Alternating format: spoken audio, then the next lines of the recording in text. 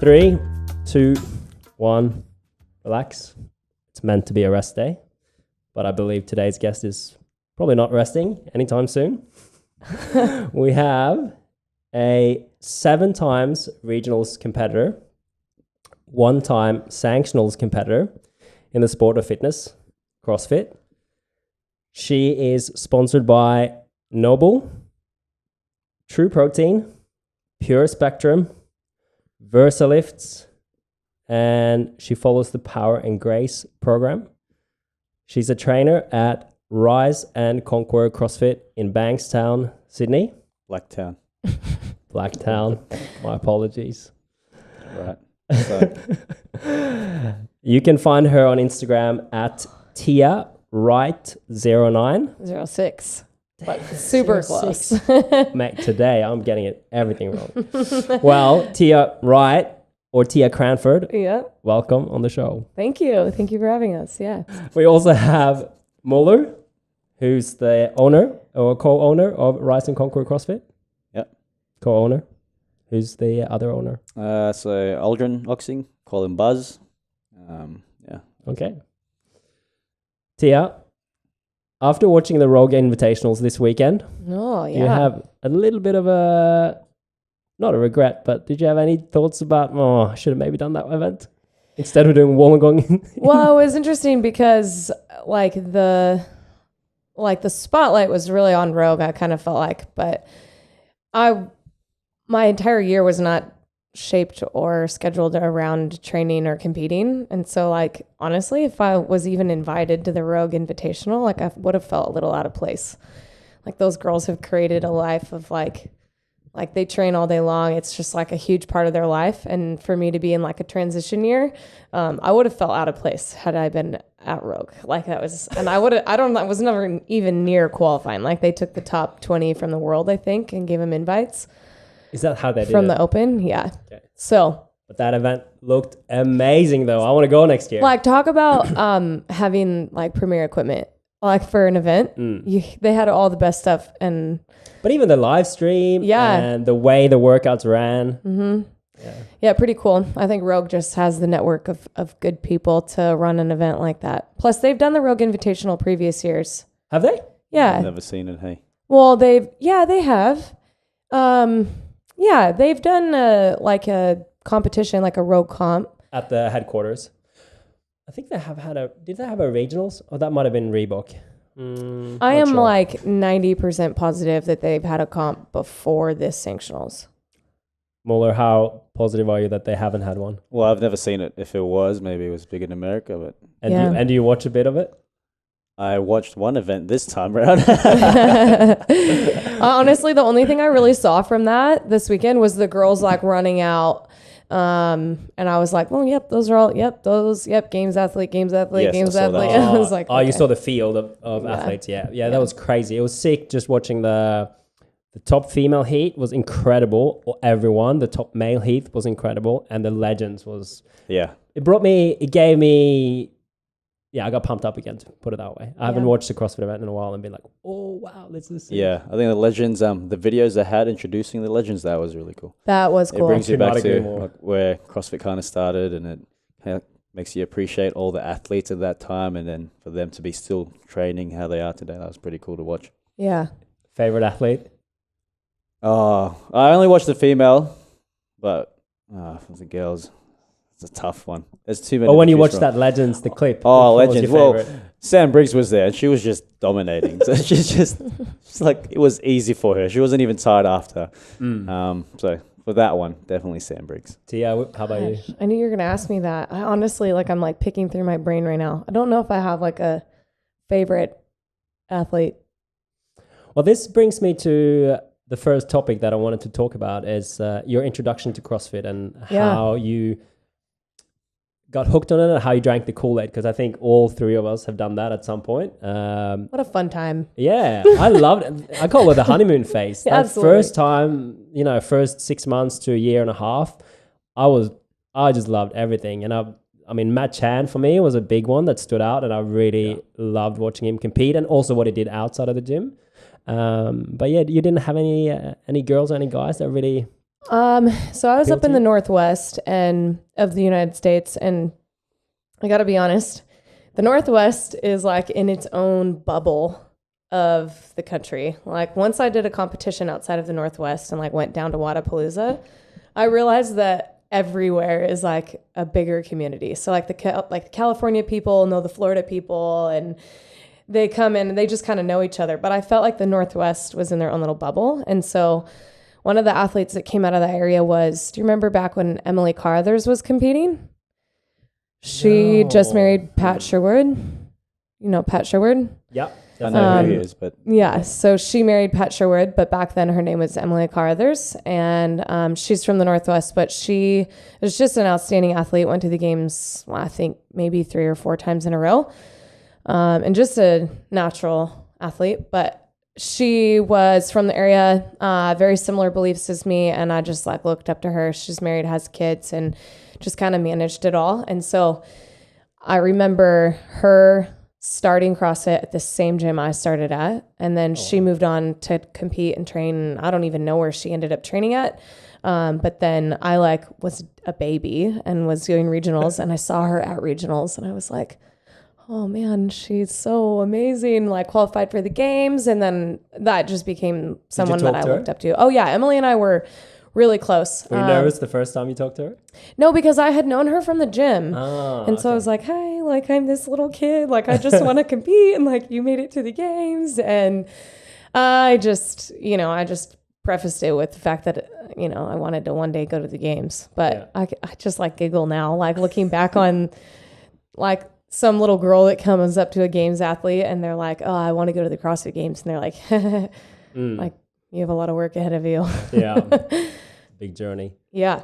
So to jump even further back, what brought you into CrossFit? Did you have an unhealthy lifestyle before you came into it, or what was the motivation to get into a gym? Well, I started CrossFit right after high school. So I graduated high school, and that summer I was introduced to CrossFit through a friend, and I had a Bulgarian high school PE coach, and he taught our track team and like in middle school, but he had, and he did a lot of strength and conditioning with athletes that wanted to take it to the next level. So we had a track athlete who was a fabulous sprinter. And then we had a couple, so me and my other 2 friends were the star of the volleyball team. And we kind of just, he really grabbed onto us and was like, hey, I want to teach you guys like athleticism, not just sport, but athleticism. So he's from Bulgaria. His name is Emil Verbovsky, and he taught us how to snatch with these like weighted rods. How old were you? Like 14, 15, 16. Wow. Sick. Yeah, it was cool, like a neat experience. And I remember him calling it a snatch and a jerk. And I remember being like, these are the weirdest things. Well, now you know what it feels like when new people come into the gym. Like, who the heck calls it this? You know what I mean? Like, it was so weird. And he had us all lined up in rows, and we all had our own weights. Like, they were pretty much just sticks.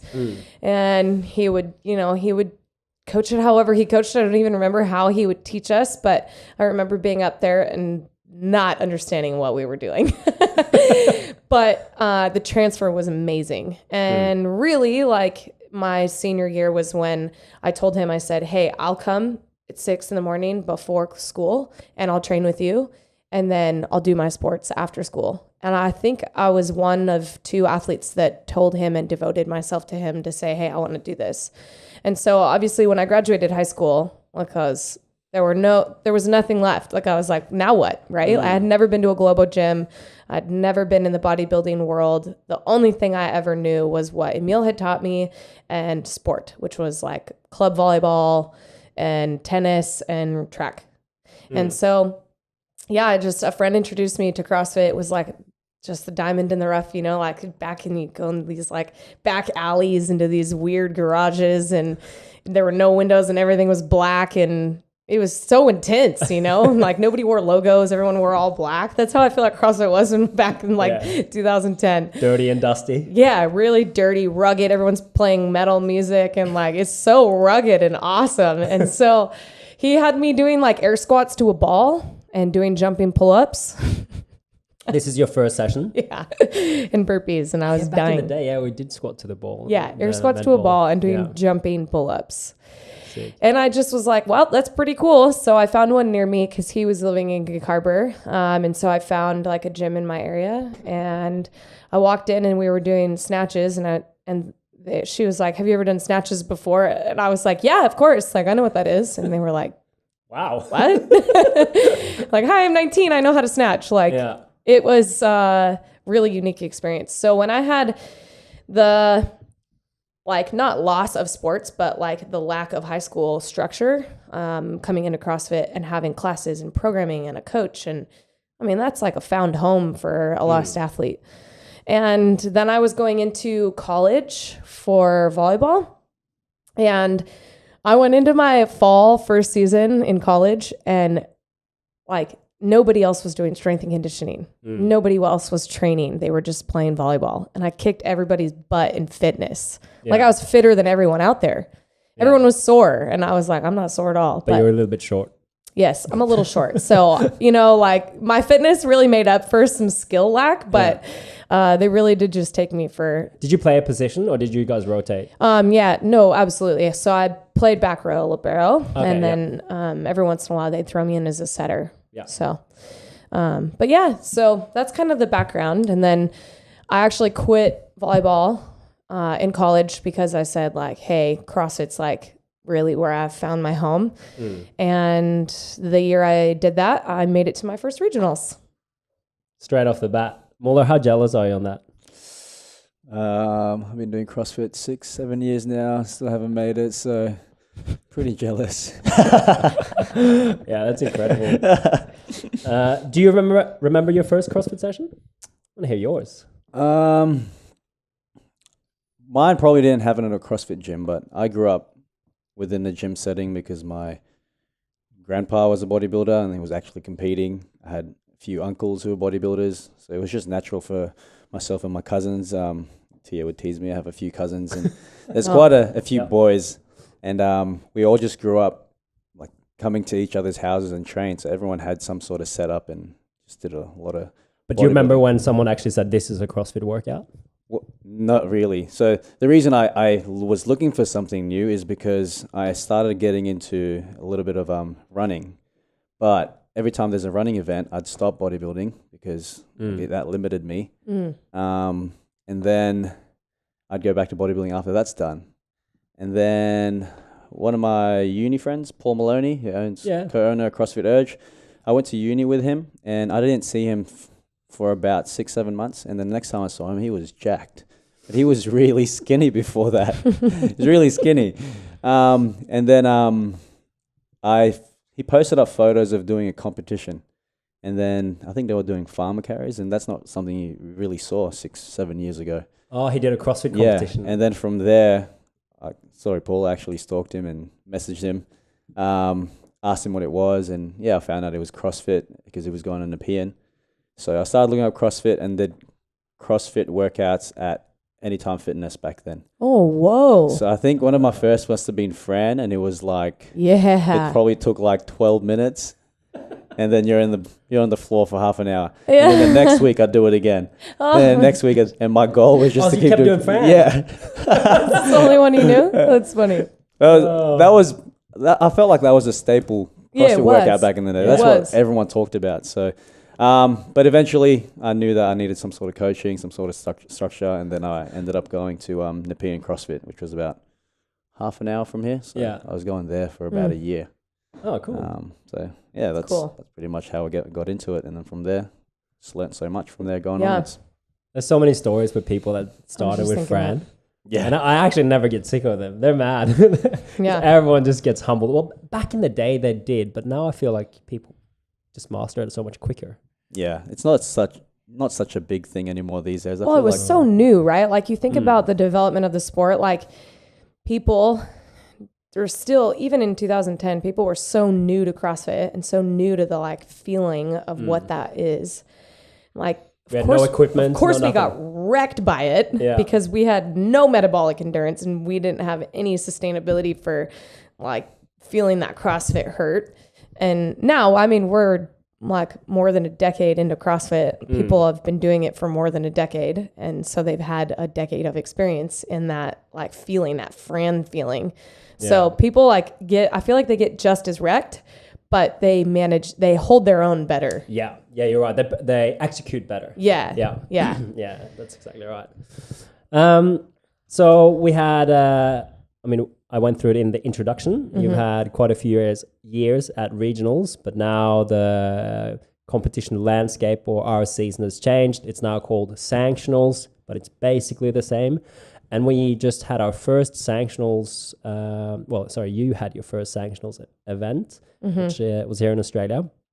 And I wanted to talk about that a little bit because we just wrapped it up. Fresh. Yes. Well, you jumped right back into training, despite the name of the podcast. He didn't take a rest day. But it's a relative term. It is, absolutely. Active rest. What was your highlight of the weekend? Because I think that was day one. It's a good one. Yeah, day one was a great day. I just want to like preface kind of the review of the weekend was just having no expectations going into the weekend, and with the sole focus of having a good mindset. Like I wanted to just like have a good balance. So going into day one, I was like, okay, we need to remember all weekend that my sole purpose of being here is just to like enjoy it and have a really great time. Enjoy the highs, enjoy the lows, and just like. Do you mean enjoying the result regardless, or enjoy the execution and the weekend and just the almost the social factor of it all? It's usually quite a social weekend. More the like event itself, because it really is a fun weekend. Like you have all of your CrossFit community in one area. You've got tons of people to meet. Like it's amped. You get to do fitness all weekend long. Like everyone's excited. Like it's awesome. And previously, I felt like it had just gotten so stressful. Like I had just put so much pressure on myself, and I just didn't want to do that this year, especially because I had not put any work into training or focusing on the season at all. So I went into day one with just like let's just see what happens. And you mean that you haven't scheduled your life to the season and to the events, but you've trained? Yeah, so I've trained with you. Yeah, so like ran laps around me. The last 7 weeks I've actually trained. So I trained for 7 weeks for the Down Under Championship. But previous to that, so like in any given year that I was training for regionals, like you wake up, you train, you go back home, maybe get a bite to eat. I would go back to the gym, train again, and then work all night. And I did that day in, day out. Like you sacrifice going out with friends because you need to get sleep, and you take your weekends for training on Saturdays, and then you don't want to do anything on Sundays, and you do that day in, day out, weeks in a row, months and months. All your choices optimizes you for literally everything surrounds that decision. And I love that place. Like I absolutely love doing that. I don't know what it is about me that like I will thrive if I get to do that. I don't miss anything. I don't feel like I'm missing out, which is funny because I'm like the biggest FOMO ever if I'm not in games mode. Yeah, that's definitely. If say we're somewhere in the corner, I'm talking with someone, Tia's going, hey, what's going on? What am I missing? What am I missing? What are you talking about? I want to know if you left out. Talking about you, Tia, go away. Like seriously the biggest FOMO. Like if you guys told me that you guys were going swimming in the ocean and I wasn't invited, I would be so sad. About that. Great. But if I was in games mode and you said you were doing that and it wasn't part of my programming, I'd be like, okay, cool. But anyway, so I used to be so focused and surrounded by that. And for many years, like 4 years in a row, that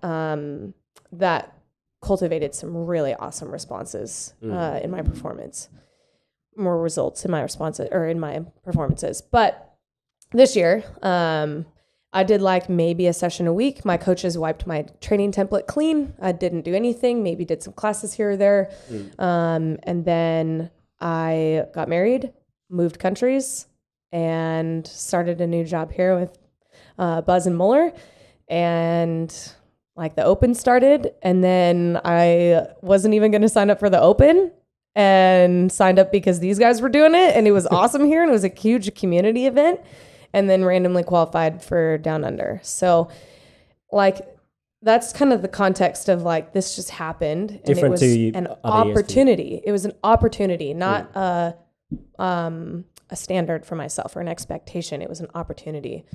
So that's kind of what I went into going into the weekend, and that made day one like so fun because on a max lift, if that's what you're going for, like if it's just having and enjoy it, like you get to look around and you get to see the stadium when everyone else is going, and you can kind of absorb all the energy.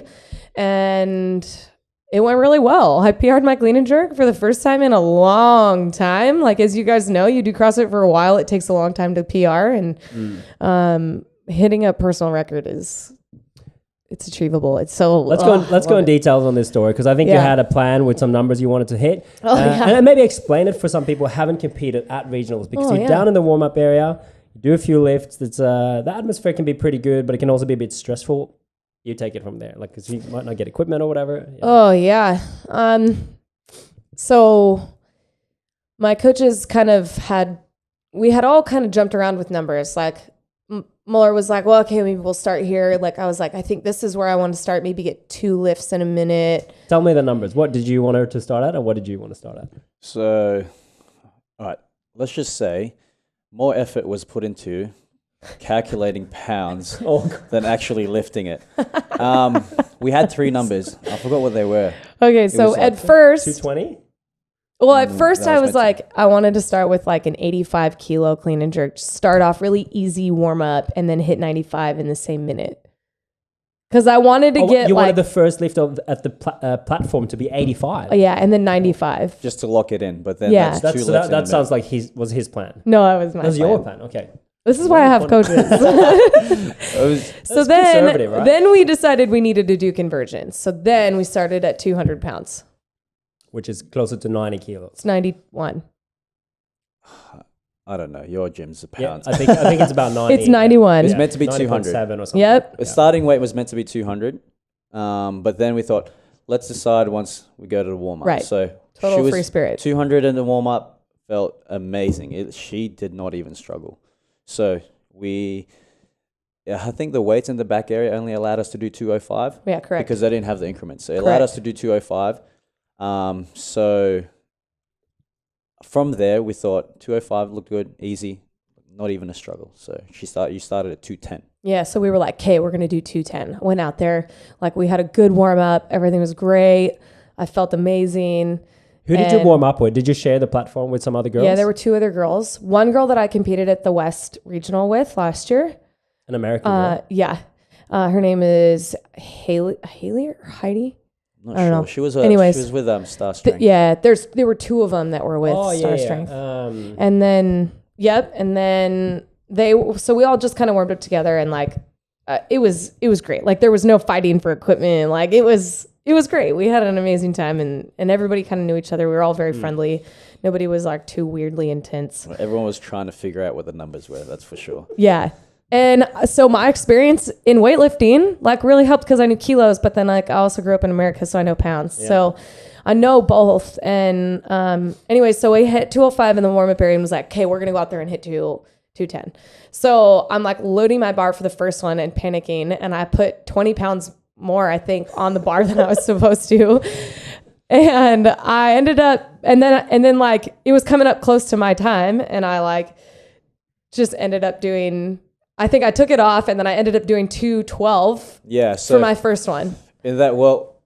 So obviously Tia asked me to help her out in the back. Like, she's got a coach who does programs, so my role there was really to make sure everything was set for her. But I knew that the bar was loaded wrong for her first lift. But she didn't know. She didn't know yet, but I'm watching them thinking, okay, there's 15 seconds left. If I tell Tia now, she's probably going to freak out. And if she's going to freak out, she could potentially miss. But at the back of my head, I'm thinking, I know that she can get it because 205 was easy at the back. However, this is 7 pounds. This is 7 pounds more. I just had to make a decision. Like, I can't stress her out. So I just left it. And she went for it, and when she lifted, I was so relieved because I was thinking, if she missed it, that's on me. Oh my gosh.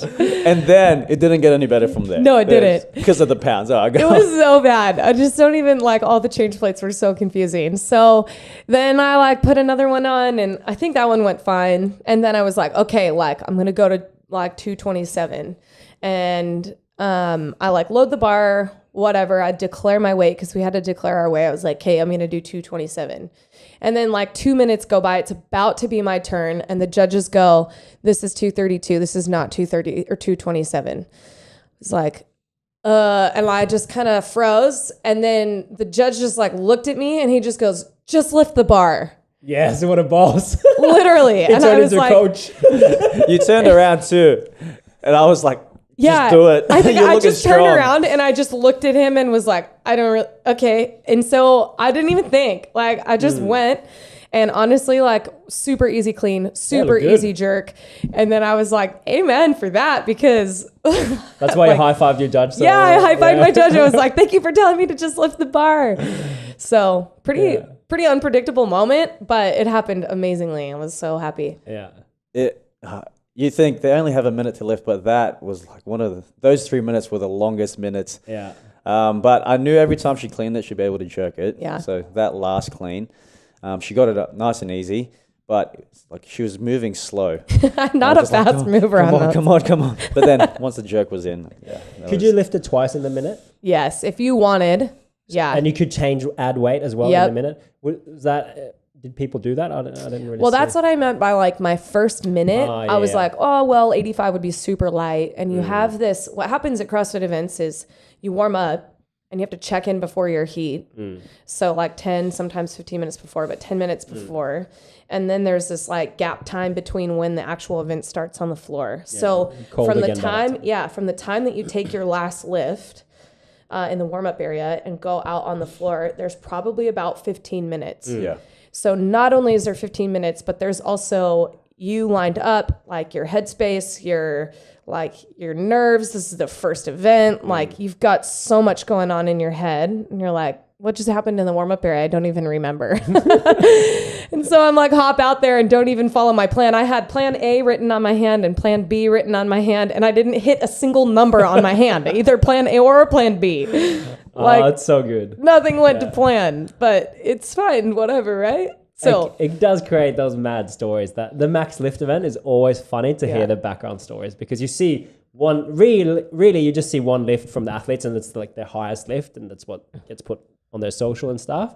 But you don't hear the head game and the confusion, and they're like, oh, I did something wrong. It's so good. Yeah. So that was probably my highlight of the whole weekend, to be honest. And you took did you take a 7th overall?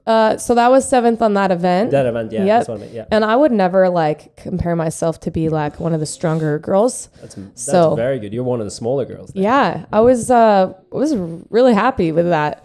And then in the second event that day, I took 3rd place because it was the muscle up workout. So Yeah. Yeah. Good first day for you. Yeah. And then a bit of a challenge we knew was going to come on the second day. Yeah. With a swim. Yeah, definitely. Like the rest of the event. And that's where I've been telling people, they're like, how did it go? Like, oh, you got a taste of third, whatever.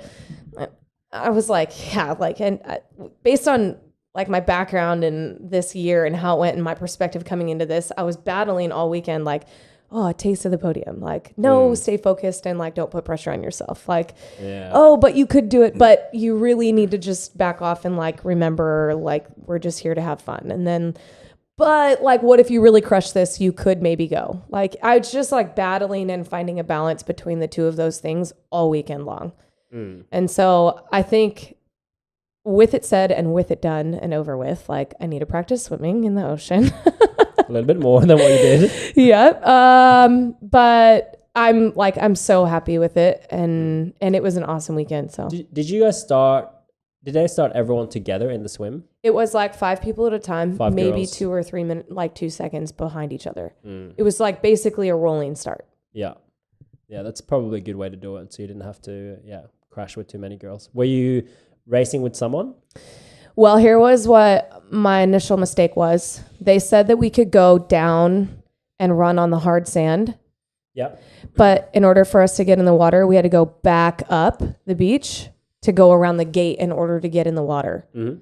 And so I added a lot of distance by running down towards the water to get onto the hard sand and then back up. I felt like I lost a lot of time. It's quite a wide beach. Yeah. I should have just stayed. And the minute I started running, I was like, this is a horrible idea. So did some of the girls you started with go down to the hard sand and some went in the soft? Yeah. And it's a trap. It's a trap, like from Star Wars. It's a trap.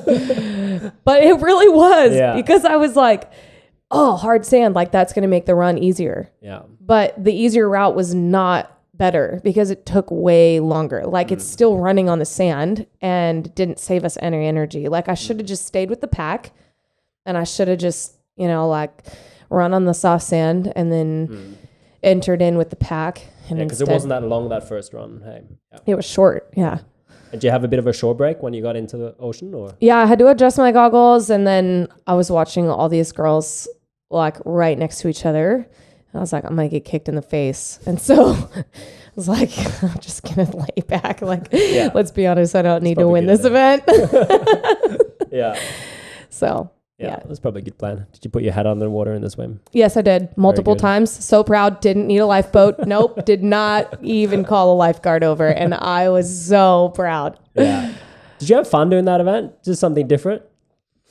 Or was it a challenge? Man, people have asked me before, like, have you ever wanted to quit in a workout? And till that day, I have never wanted to quit. I'm serious. I have never wanted to be like, I can't see the end and I'm terrified and I want to quit. Like I've never been there. And on that event, I was like, I don't know if I'm going to see the end of this. Like, what if I die out here?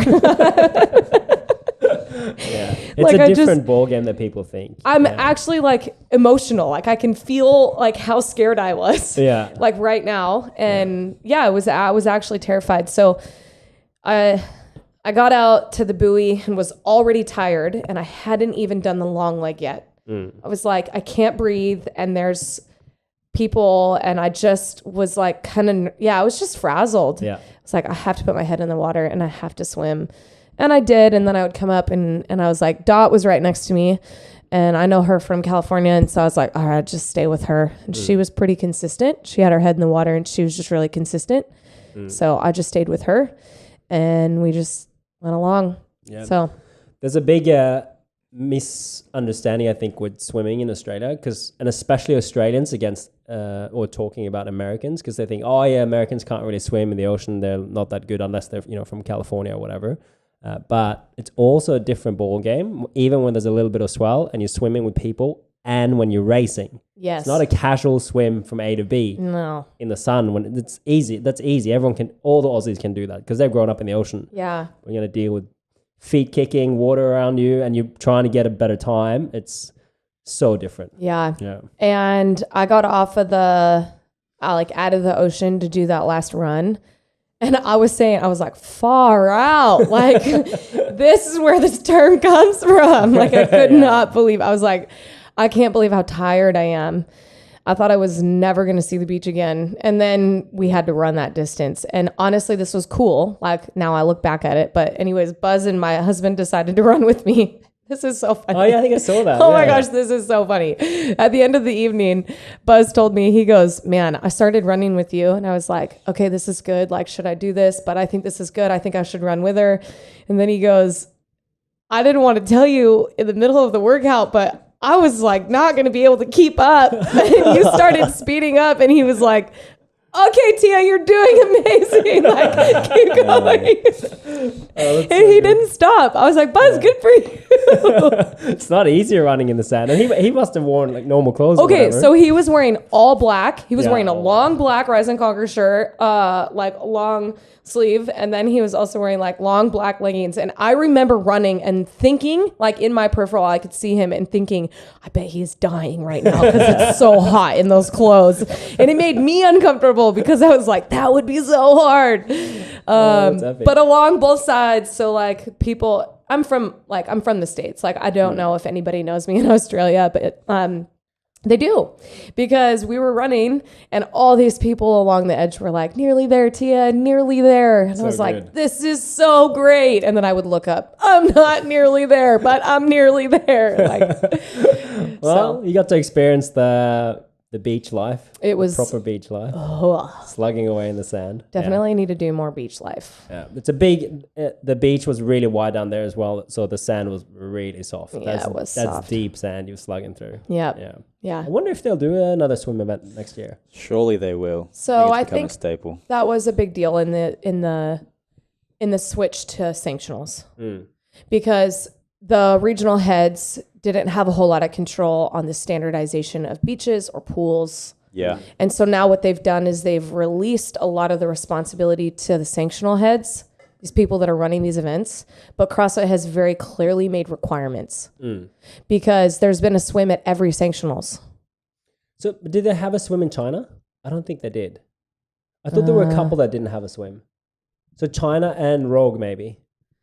But maybe they didn't have. I thought it was going to be a requirement because everybody had one.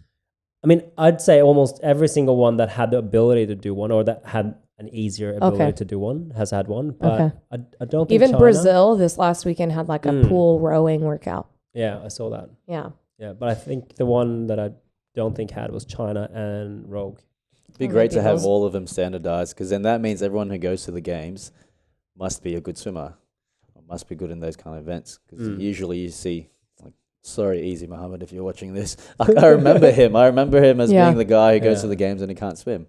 Yeah. But I guess now, and I don't want to throw Alethea under the bus either, but like me and Alethea were right next to each other. She was behind me and not far behind me, but I remember being like, okay, I'll stick with her. And she's not a great swimmer either. She's got like battled a lot of emotional stuff with swimming. Yeah. And she punched her ticket to the games. So that's impressive. What, she took 60th or something in the swim and then still got a ticket to the games? Yeah, that's she crazy. was in another level on the third day. Yeah. Lost it. Yeah, that was cool. Very, very good. And she's qualified in Masters, and I believe she hasn't decided which one she's going to take it. Yeah. So. Here's the question, though, is if she doesn't take her like individual pass and she goes Masters, then does someone get the runner-up? Yeah, Lindsay. You think they will? Because normally I don't know. in the old structure, if you took fifth place at regionals and you had a ticket to as a Masters and you decided to go Masters, they didn't backfill. Good question. Like, look at Meredith Root this year. Like, Emily Abbott got tested and they didn't, and whatever got popped, and they didn't backfill Meredith, or they did backfill Meredith. I don't know. Anyways, at least if you're watching, please show the young kids how it's done. Still got it. Oh, but I think it is a harder choice than people think, because Alethea's been over there a few times at the games, so she's had that experience. She has a very big chance, I would say, to win the Masters. And if they make a rough cut, like a big cut on day one for the open category, regardless of who you are, there's a chance you're going to get cut on the first day. So, I shouldn't speak for her, but I'm guessing that one of the reasons why she hasn't decided yet is because, one, she has a chance of winning or at least podiuming the Masters, or two, there is a chance of getting cut in day one. Yeah. I mean, she's an amazing athlete. I'm not saying she's getting cut in day one, but, those two things be like, what? Yeah, that's a really tough decision. Yeah. But she was really sweet this weekend. She was one of the first people to come up and be like, hey, I'm Alethea. I'm like, great. I know who you are. It's nice to meet you. She's awesome. Yeah. Super crushed a lot of those events for sure. She's amazing. Yeah, anything semi-gymnastics even, and she's going to crush it. Yeah, for sure. Did you meet any other athletes down there that you kind of connected a bit with? Yeah, honestly, Jamie Green and Amanda Barnhart. I had a really awesome conversation with Amanda Barnhart after, because they held us, all top 10. They held us on the floor for like all the men's heats. So we were standing there. To stay out there. Yeah, we were standing there like half naked for like an hour and a half. Like, can we have our clothes? Like, they gave us beers, which was good. But anyways, I got to talk to Amanda, and she just kind of talked about her life and how that's very much so structured around training and what kind of work she's doing and how flexible her hours are. And did you ask her about any swimming advice? I didn't, but she's a former swimmer. She's a good swimmer. Yeah, she's a former swimmer. She crushed that event. Yeah, she won it, didn't she? I think so. I don't actually I think know she won a that. clean and jerk and the swim. Good for her. Pretty good balance. Yeah. Like, yeah. Yep. Yeah. But we had a conversation about what home life looks like for an athlete. I just got married, and learning how to balance marriage and training can be really hard. I think training is a very selfish thing. And so you have to find a good balance for like your entire life. It can't just be about like you. And previously in other seasons, I've been able to just be like, listen, if I want to go train, I can just go train. But now I have to think about all these other kinds of factors. And she just shined a really good light in that, which was just, you know, you train when they're busy, and they need to understand that when you need to rest, and that there's seasons for that. So there's rest seasons and those look different than training seasons. But it was really good. It was really good to talk to her. Is she married about as that. well? She is. Yeah. Yeah. I think another thing people forget often is that these sanctionals weekends now, or the games weekends, they're almost harder on the partners than on the athletes. Like that can be rough for some of them. I always said that there should be a support crew, like a support group. Like they should be able to go to like a spouse room at the event center and like all vent together. Share the stories with other spouses. Yeah. Like I know my husband went through like just some crazy things that I'll never know, you know. I can ask him, but I'll never know how stressful it is to be the spouse, or just to like make sure that people are being able to watch. Like he did a live feed on his Instagram for all of them, so my parents in the States could watch, and like and even just the logistics. Called illegal streaming, but anyway. Oh, sorry. Is it really? No. Okay. No, I think that's great. I'm all for it. Yeah. And like wanting to say the right thing and wanting to support well and all that kind of stuff. So that's exactly right. What that point you make there is perfect, because it's so hard if your partner's competing through an emotional roller coaster ride on that weekend, and knowing what to say and what not to say. Yeah. And you're just like, oh, whatever I'm saying here, it's going to be the wrong thing. Yeah. And you're always harder on the people that you're super close to. But this is like a really good point, because we are only responsible for our reactions. We can't control what other people say to us. And that goes with marriage. Like you can only control how you respond to what someone says. And so if someone came up to me, husband or not husband, and they said, you did horrible in that last event, or you did great in that last event, my response to that is the only thing I can control. Yeah. Whether I decide to absorb the fact that somebody thought I did horrible, or absorb the fact that someone thought I did great, my response can't influence me. And so like there's athlete responsibility on that. Like nobody around you is going to say anything perfect. It's a great point, because most people just push it back on that comment that they got, and they're like, oh, why did that person say that? Why did that person say this thing that's rude or whatever? But you're right. Like you got to control your reaction to it, right? Yeah. And I think that takes a lot of pressure off of the people around you, and it takes a lot of pressure off of your coaches. You know, they just want to be there to support you. Yeah. Like they have the best intentions. Like the people around you are not there to sabotage you. They're there to help you. And so if they say something wrong, it's not their responsibility to tiptoe or to walk on eggshells and make sure they say everything right. Like it's the athlete's responsibility to have a good head about it. Did you have any situations this weekend where you were nervous for what to say, except for that you stuffed up all the weights? Hey, she got it, so that's fine. It was your first time coaching, right? Yeah, so it was the first time at that level, so it's a little bit different. So probably on the third day, roughest day for us. We had a moment before the last event. Yeah, so we were just outside. And like Tia said, like it's battling, getting a taste of hoping to hit the top 5 or podium, and then at the same time trying to remind yourself the reason you're here in the first place is to learn things and enjoy the moment and things like that. It was tough to. What I found difficult was trying to find the balance of making sure that we're still giving it the best we've got, but at the same time remembering why we're here. So even saying the right thing, it was hard to kind of put it all together to say the right thing. But then with Tia, I think the best thing that we do is we just have conversations about it and be open, ask questions, and she's quite open with having conversations, and from there we kind of break it together rather than me trying to figure something out to say the magic thing. Yeah, and then doesn't hoping exist. Just like what you see in the movies, right? But there was Sunday. There was nothing really like that. But Yeah. I think the best thing with what happened with Tia was that we just have a conversation, and then I think she's very level-headed with those things. So that last event gave it what we had.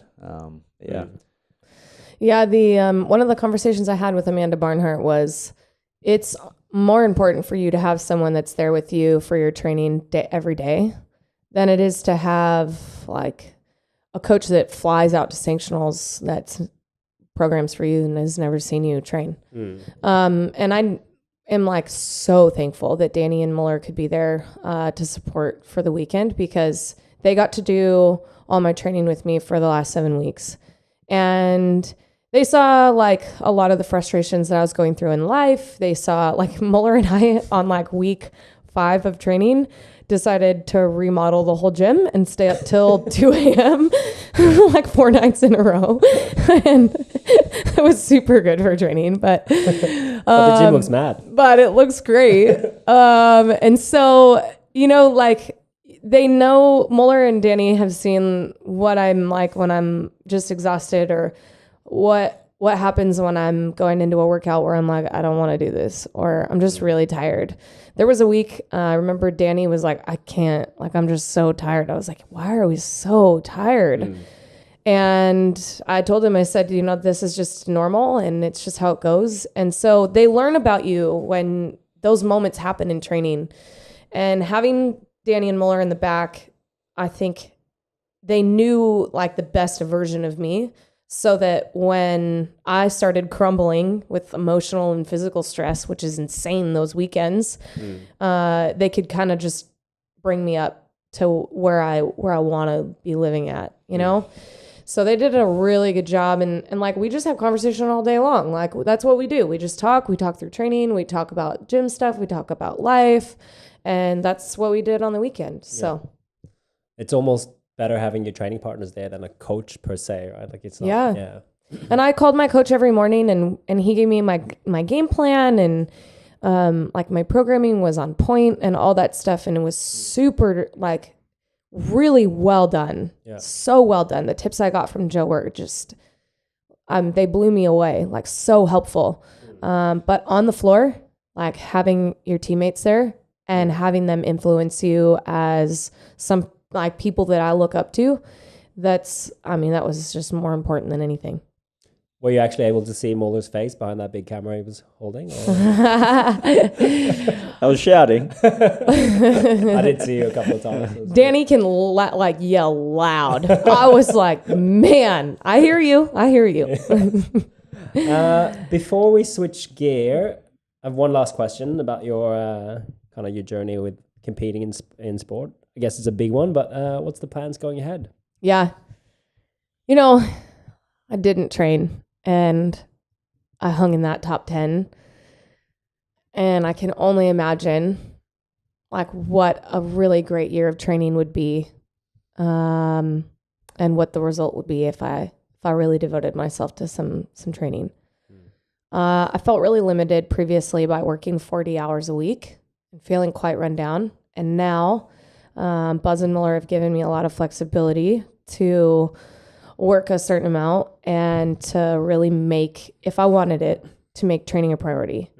And this is a really cool place to be in, because this is the first time that I felt like if I wanted it and if my husband will support it, I can live the athlete life that I really wanted and not feel limited by work or stress. And that's awesome. So I'm going to look at this next season as another opportunity to devote to that, and we'll see where it takes me.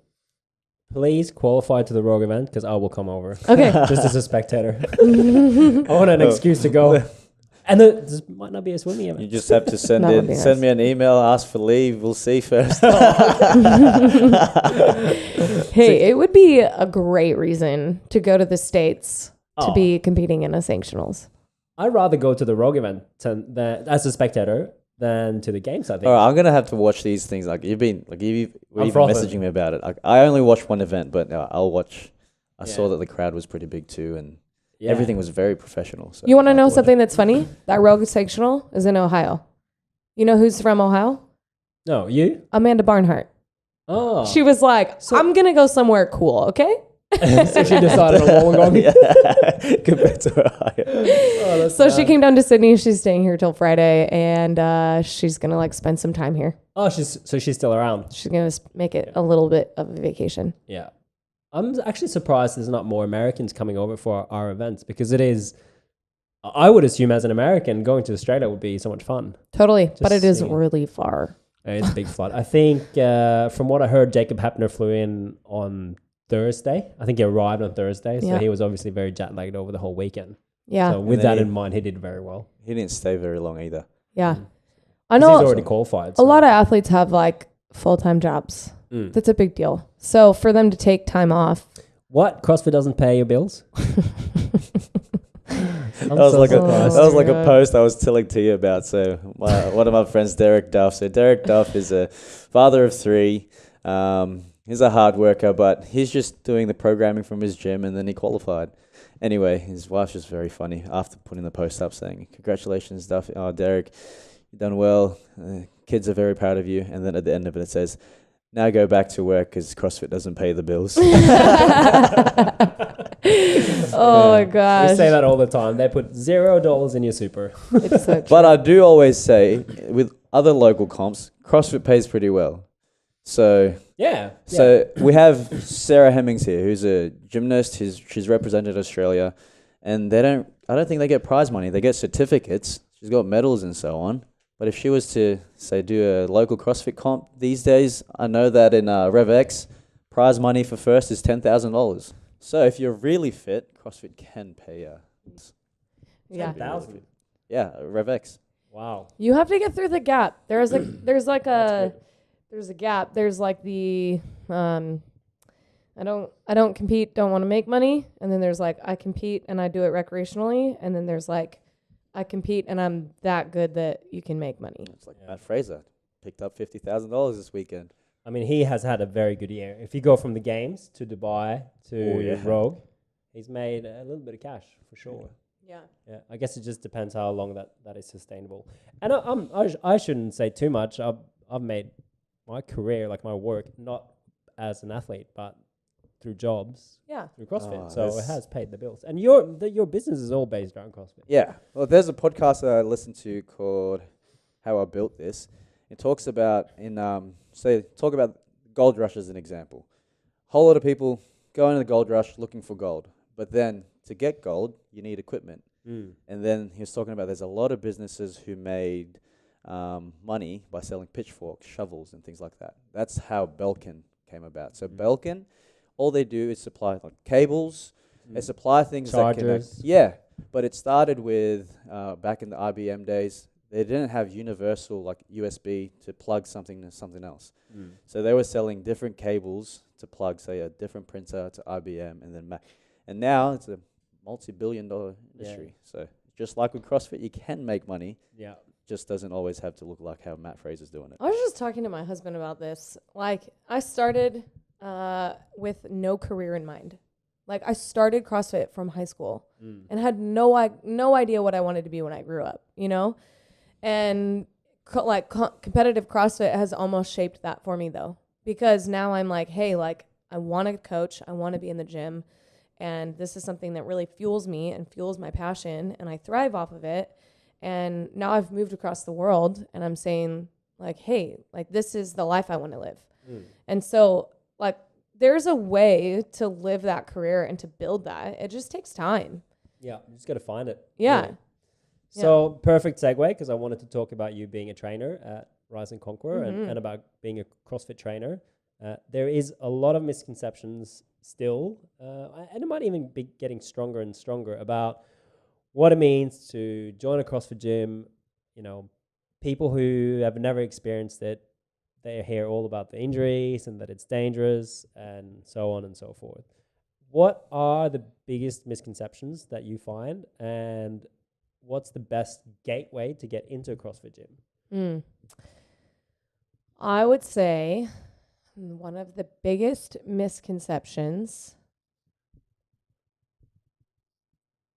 is that you lift heavy too fast.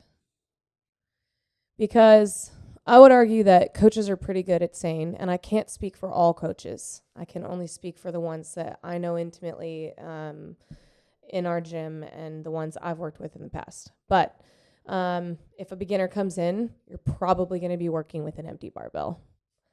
And guarantee you, if you don't move well, the coach is going to be like, wow, like we need to work on this form. That would be like the number one misconception. Is like if a beginner comes in, you're not like, okay, we're maxing out today. Like, I think you would have to be a really, really, really dumb coach to do that. How often do you max out anyway in your classes? I mean, hardly. I don't remember the last time we did a 1RM. Yeah. I can't remember the last time I've done one either. Yeah. For me, unless it was a comp or something. Yeah. Yeah. But that's also a way that CrossFit's evolved. Yes. Yeah. And then I would say, like, second misconception is I've seen really perfect movers, people who move so well, get injured really badly. And I've seen people who move horribly never get injured. So there's something there that we don't know, that research hasn't told us about why people get injured and what pain is. And that is, like, I think one of the biggest misconceptions about CrossFit. Like, an injury isn't CrossFit's fault. An injury is the athlete's fault. Lifestyle, stress, Yes. sleep, Yes. et cetera, et cetera, et cetera. Yes. So it is the coach's responsibility to communicate that if an athlete isn't feeling good, they need to learn how to back off. Like, it is a coach's responsibility to push people when they feel good and not push people when they don't, and to know your athletes that well. But nobody can know you as well as you know yourself. Like, you have to know when there's crazy happening on outside the gym in your life, and you come into the gym, you can't expect a PR. And if you do, you might be welcoming an injury. Yeah, if you have stress on your life, like, it's just gonna affect what's happening in the gym. So I'd say one of the biggest misconceptions is that you come to a CrossFit gym and you get injured. Yeah.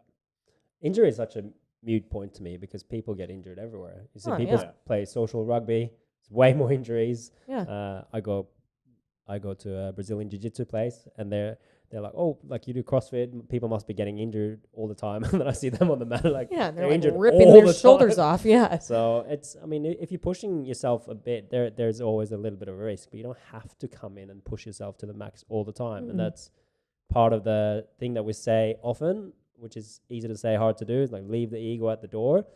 But part of the beauty as well with CrossFit is that it's slightly competitive. So you do want to push yourself, but there's a fine line, right? Yeah. And gyms are evolving and they're getting better. Yeah, I think, like, when you were talking about the dark, grungy CrossFit gym scene, that's the ones, the gyms who are generally like that are also the gyms that are probably closing as well. Yeah, 20 members or whatever. Yeah. 20 dark, grungy, chalked up members. Yeah. But with misconceptions, I think one of the bigger ones as well is that CrossFit is hard. Yes, good point. And I don't think, like, it has to be all the time. Like, I always describe it to members as, if you're in here trying to push yourself at 100% every single day, that's just like saying, okay, I have a boxing fight, say 6 months from now. So to get better, I'm going to get into a fight every single day. Imagine if a boxer did that. Yeah. So I think one thing that CrossFit's getting better at in general, and coaches are getting better at, is knowing and educating the members to understand that every day doesn't always have to be like just busting your ass. You don't have to be bleeding every day. You don't have to be sweating. You don't have to be crying every day.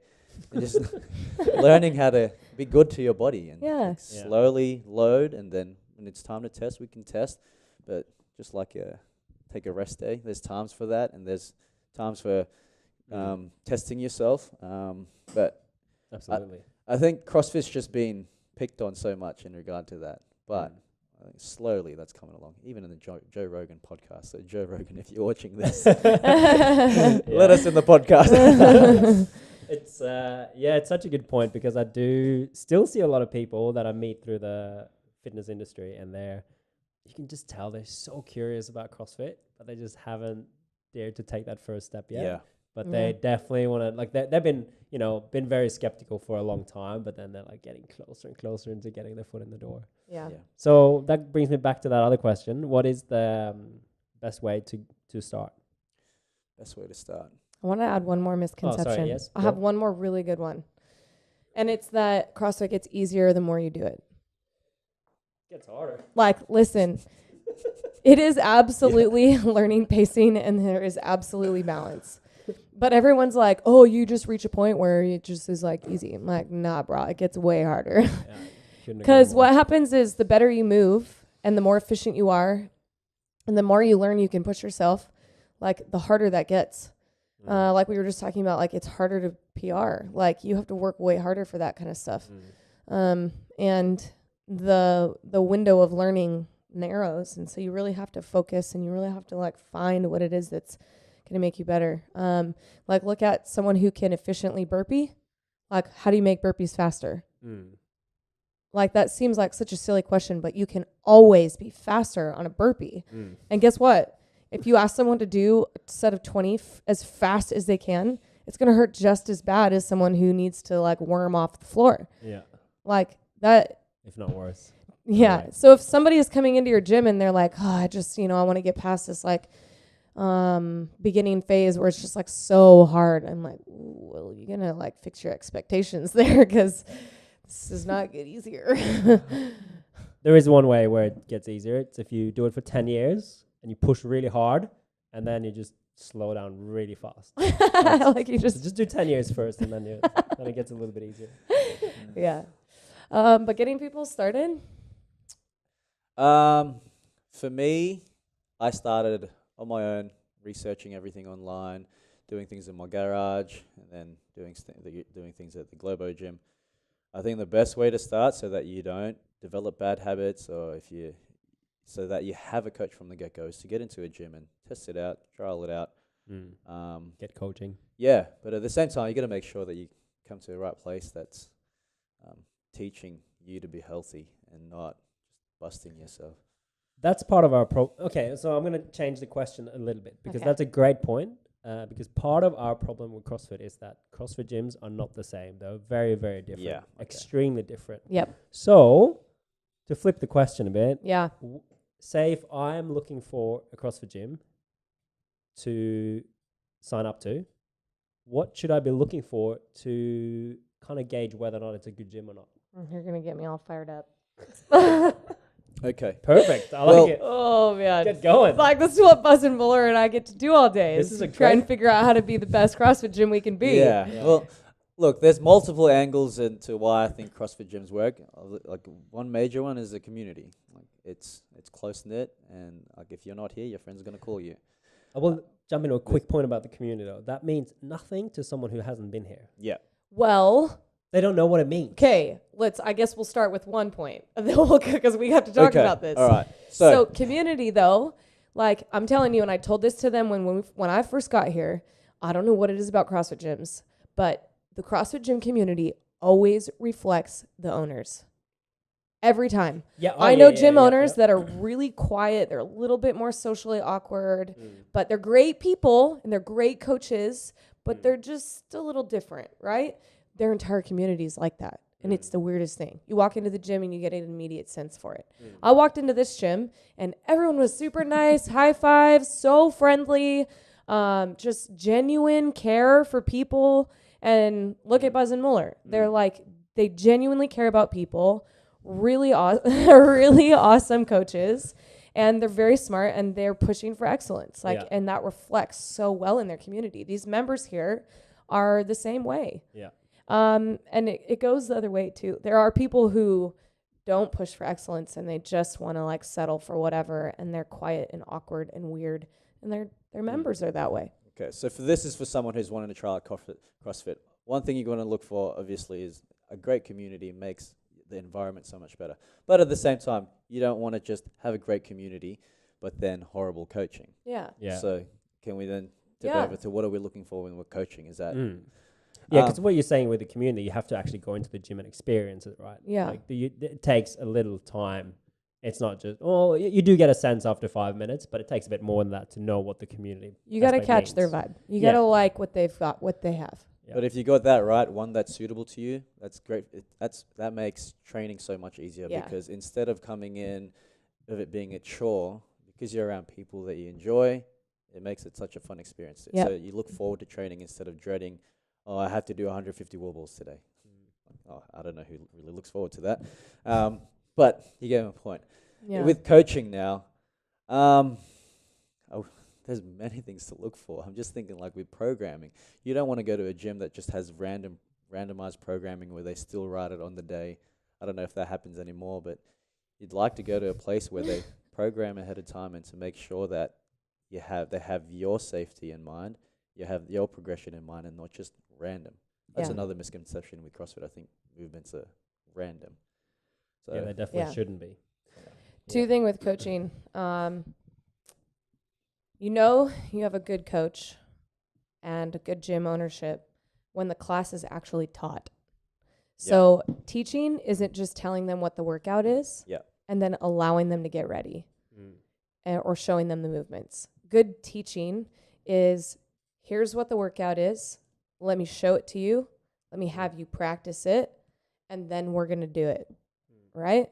And that's a part of running a good class, and then actual coaching. So if you're new and you come in and you get one coaching cue the whole time, that's not good coaching. Knees out.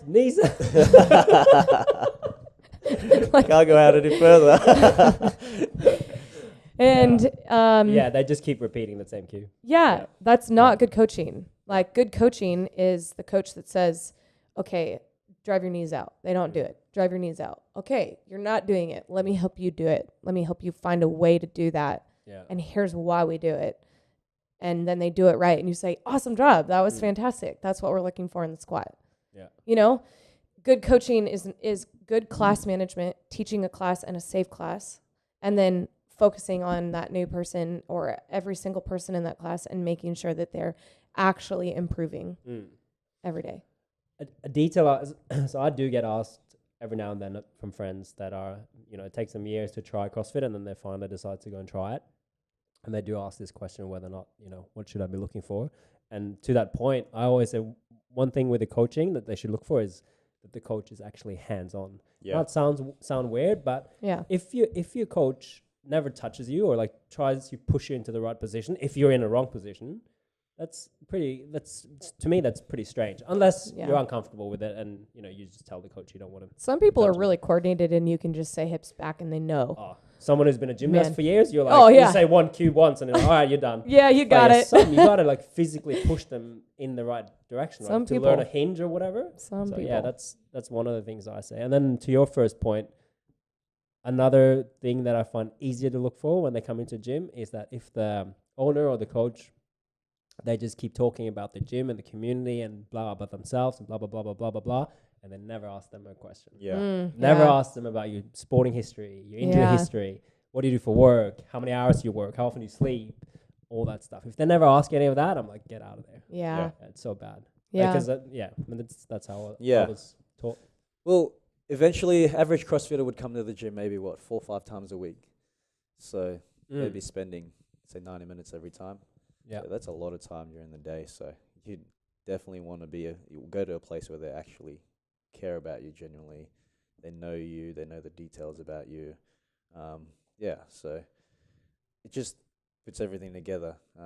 So if you're looking for a gym and you want to trial, there's a lot to look for.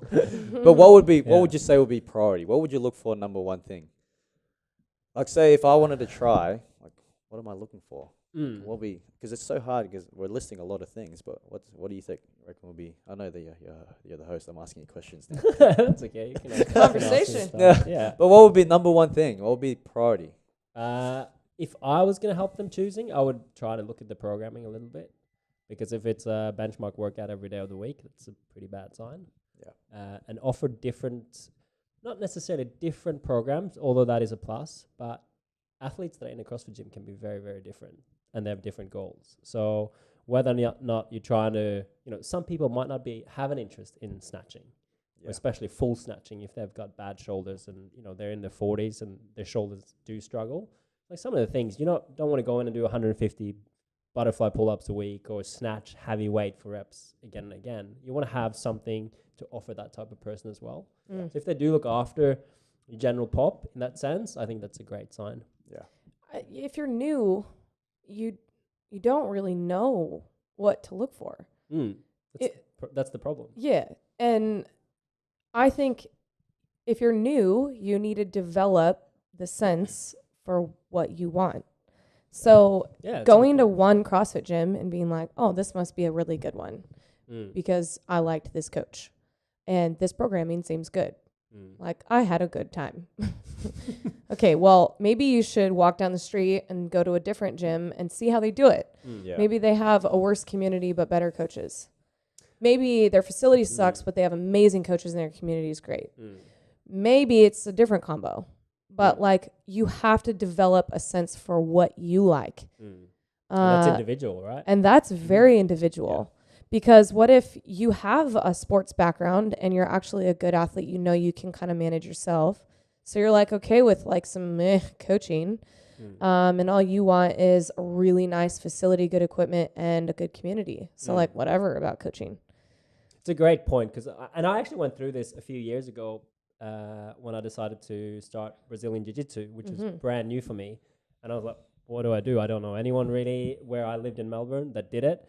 But I asked a friend of mine up here in Sydney, what should I look for to pick a place to train? Because there's as many Brazilian Jiu-Jitsu gyms as there's CrossFit gyms. Yeah.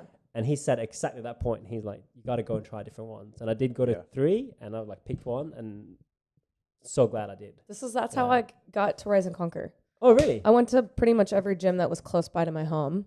And like, this is like such a good point. Great gyms. We have amazing gyms in this area. Great people. Like, I loved all of them. But I felt at home here. And I felt like Buzz and Muller and the community were a perfect fit. Yeah. That's a great way to kind of wrap up that topic, I think. You got to try different ones. Yeah. Yeah. So, slightly different again. Because I think I don't think I get that many people that are looking for a new gym, but we do get some listeners that have done CrossFit for a while, and they get to that point where you talked about before, where they realize that they're plateauing a bit. It's not, they're out of the honeymoon phase, and a lot of people realize, well, I'm probably not going to make the games because let's be honest, some people do think that in the beginning. So they hit that 5-year mark, I would say. That's usually when it happens, and then they end up leaving a gym. But I've slugged through quite a few years. I think I'm about to hit 10. What are some of the ways that you can keep CrossFit sustainable after that long? Have you experienced that at your gym where people kind of slow down a lot after 5 years? Yeah, I think that number's probably very close to perfect. Yeah. That's like a long honeymoon phase kind of thing.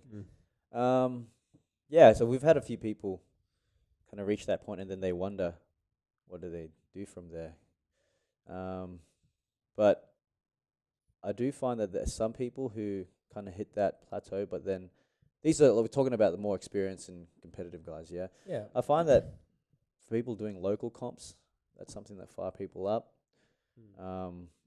So I think when people don't have a goal that's achievable at this stage, that's when people kind of drop off. If someone's looking at saying the games and that's their only view and that's it, that's the only step, that's a big step. That's a very daunting step to look at, and especially if you're having to crack 5 years in a row and not getting anywhere near. Obviously, it leaves people to question why they're doing what they're doing now, because they're not getting to where they want to anyway. Mm. So I do find that when there's people who want to be competitive and finding like no reason anymore, like directing them to local comps, or it doesn't even have to be CrossFit related, directing to other things like triathlons. Yeah. Like for me as well, like I now like trying something different that kind of supplements what I do at CrossFit. That's been a real refreshing thing for me because it kind of breaks the mold of doing the same thing over and over. I've enjoyed, so for those listening, like I've been swimming a little bit more, and doing triathlon type of things a little bit more. We call him the brown dolphin, just so you all know, because it's a real he swims thing. like a dolphin. Playful. One thing I even Playful swimming. that's it. I don't even do laps. Just jump up and down. Splash around. One thing I even posted about was it was refreshing becoming a beginner again and accepting becoming a beginner again. So Wow. I've been so used to, say, CrossFit, doing that for 5 years, doing things well and knowing the technique side of things already. And then getting into swimming, it was just different. I had to learn new things, and it kind of, like I said, it broke the mold of doing the same thing over and over. Such a But good point. But that, I don't know what it is, but that coming back to training, it's refreshing. Like it kind of gives me a different angle, different motivation to keep training here as well, because I think it helps the new thing that I'm doing. Yeah. Your goal isn't anymore to do 100 thrusters as fast as you can. It's something outside of the gym, but doing the classes in it help a lot, right? Exactly. Yeah. So. I just posted about how there are lessons that are in front of us. Maybe that's a physical adaptation, or maybe that's like a mental lesson, that are just in front of us, and they're just waiting for us to learn them. But we don't always know what those things are. And I think when people hit plateaus, they're ready for a switch up. They're ready for something to learn something. They're ready for some next step. And this kind of goes back to like being a good coach. But if your athletes are hitting plateaus, like you need to be there for them to show them what's next. Like I said on the burpee, like you can always do a burpee faster. If an athlete comes up to you and they're like, I'm never going to get faster at burpees, like I've just plateaued. Heard that a few times. Yeah, I'm going to be like, okay, let me teach you some things, right? And then if they have good technique and they're like literally bouncing off the floor, moving as fast as they can, then you give them a test, all right, let's race. Like, and that's the competitive side of things. So that is one of my favorite things about CrossFit is that kind of like the spiritual life. Like you can always be a better person. You can always be fitter. And there are plateaus because you do reach a point where you're like, I'm ready for something else. Like I'm ready for another challenge. But there's another step. Like there are games athletes out there that can improve their movement. Yeah, I mean, believe it or not, Matt Fraser can get better. Yeah. and like humbling yourself enough to be like, okay, I'm at a point where I feel like I've plateaued. And they're like, I need something new. Like maybe it's just looking at yourself from a different perspective and being like, I guess this is time to focus on something different. And that might be a physical task, but to be honest with you, a lot of it might be mental. Yeah. I know there are a lot of people who come in the gym and they look at what's on the whiteboard and they tell me, oh my gosh, I hate those. Can I do something else? No. Like, no. So like there's very much so adaptation and plateaus in lots of different areas, but they all can be addressed with good coaching, good programming, and the ability to like say, hey, this is where I'm at and now I'm ready to push more. Yeah. So if an athlete plateaued, what do you think a competitive athlete would do? If you are a competitive athlete and you've hit a plateau and you're like, well, I want to do better next year. Right? They have something to base off of because they're like, oh, I'm working towards something. Like you can't just sit there. Yeah. Like you have to figure out a way to get better. Yeah, I guarantee almost all the top CrossFit athletes have been through several plateaus. Yeah. But they don't sit there for long. No. Because they're like, okay, like I need something to work on. They're workhorses. Yeah. They like to work. Yeah. And some of them go through big injuries as well, which makes them even go below a plateau really, and then they have to work their way up again. I mean, Annie was a perfect example with her back. Yeah. Yeah. crazy that she's come back as strong Yeah. as she has. And now she's on a solid run to make the podium every Yeah. year.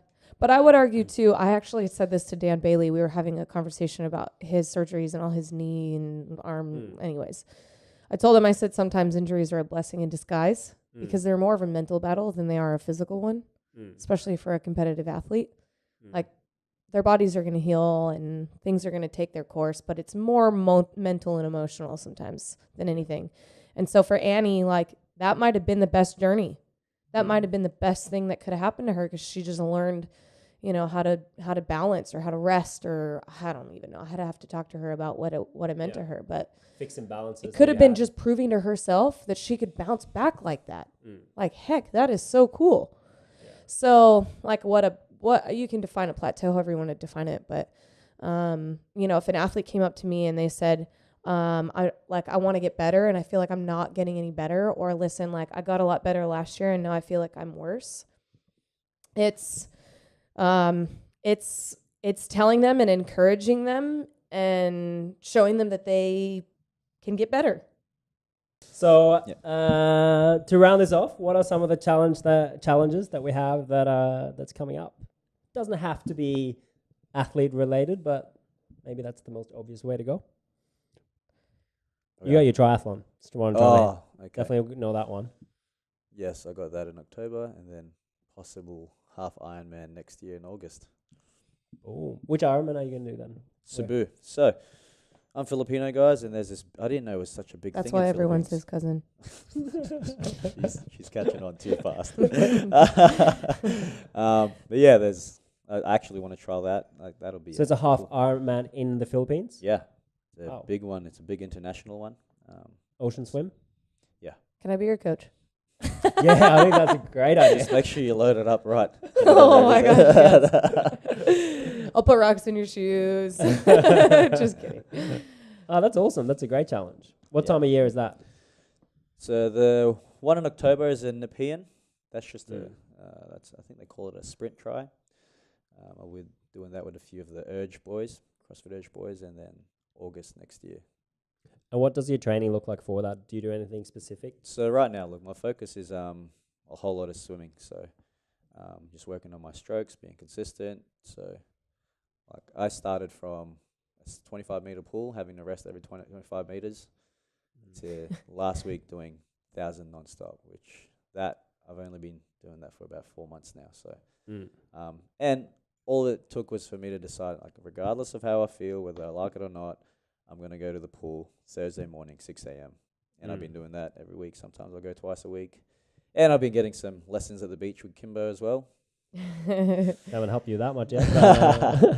But and we should also say... Nothing like learning how to swim from some Asians. Yeah. Asian Norwegian swim coach. That's... yeah, you signed the wrong coach there. But you also do CrossFit, right? Yeah, so... You still How much CrossFit did you do in the last 7 weeks, Muller? Okay, so... You must have done a bit training with you. Yeah. Before Tia was here, I was probably doing 3-4 classes a week. Usually, I'm in the gym, I'm doing work, and I just push it. I think, I got to do this email, I got to finish this, I got to, I don't know, finish this video, I got to do this programming. I'll sort all this stuff out, I'll just train later. And then later comes along, it's like, I got another thing to do. And then it just... Eventually, I'd miss out on training. So, but with Tia on board, like, obviously she has to train, and like, I'm there just training with her to try push her if I can for the first 2 minutes, and then drop. But since then, just been training twice a day with her. It's a lot. Training with her for Down Under. But yeah, that's just been helping her keep me consistent. Muller's really good at going really fast for a short period of time. That's not a good skill for a triathlon. No, it's not. So, don't you think it's the perfect Challenge. supplement for exactly what I need? Exactly right. Down Under 2025. I'm joking. Maybe they'll have a full try by then. And then you'll just crush it because you've been doing all this training. Maybe that'll be amazing. Yeah. But look, for me, like, I train to stay healthy. I train to enjoy it. I train to set the example of what I teach our members here. At the same time, I train to learn. Like, Tia would know I love numbers, like all the stats side of things. Like For example, when we're doing sprint workouts or say we're doing running workouts, I'll write everything to the second because it's interesting. Yeah. So those things interest me. In regards to competition, it's not really something that's in my radar or anything like that. I know what it takes. Like, I see what it takes for people to get there, and like, I have a wife, I got a home loan, I've got a puppy, I've got friends to catch up with, I've got like businesses to run, and so you're not trying to win the triathlon, is what you're saying. I'm just trying to finish it. Yeah. And all of that, like learning how to balance everything as well. So it's a constant battle. Like just like a bike, I try to find like a perfect balance so that everything is perfect, everything is set, and I'll just do that every week. I don't think it works like that. Like it's just like a bike. As there's motion, you need to constantly be balancing, trying to figure it out. Yeah, like as seasons come, see what works, see what doesn't. But at this time, like having working with Tia, so usually we work in the morning. We'll do some back end admin side of things. We'll train, then we'll have lunch and we'll do the same thing, and then train again, and then we coach in the afternoons and night times. So that's been a good push for me. Kind of makes me train and working well for me. It's awesome. Glad to hear I'm a decent influence on ya, mate. Sometimes. Good use of the mate there. You stuck one in. I wasn't going to do it because I didn't want to overuse it, but it was there you good. go. There was one time she was saying it, like, I don't know, every It was new 6, and fun. 7 words, thinking, Tia, that's not a good time to use it. Come on, D, learn. How about you, Tia? What's coming up? You got anything specific? Well, I'm going back to the States for a couple weeks, and I'm going to relax. Nice. Maybe take a rest day. Please And do. then when I get back, that'll be like traditional open prep training. It's going to come around quick. Yep. So that'll be the next challenge, which I personally love open prep. Training and getting back focused. To be honest with you, like I've added a new element to life, which is marriage. And so with all changes comes just moving around and adaptation and learning how things are going to go. And so you're lucky as well, though. Your partner trains. Yeah, he does. It's not. He knows CrossFit. He knows how passionate we can be about it. And so I tell her that's a great thing. Because my wife has nothing to do with CrossFit, and but that can also be a great thing. Yes, and at the same time, like she doesn't care. Like, if I smash the PR today, she's not gonna care. Hey, you won't believe what I did today. I did like 2,000 meters of lunges. She's not gonna care. I didn't do 2,000 meters of lunges, but yeah. So Awesome. Next up is the Open, and then after that, make a plan for Sanctionals, and I'm thinking maybe 2 of 2 them. Sanctionals, yeah. One like Australian reasonable. and the Rogue one. Maybe an Australian one. For us, just doing it for us. Yeah. And then, honestly, going back to the States would be a good one because it's an opportunity to go back there and see my family. Yeah.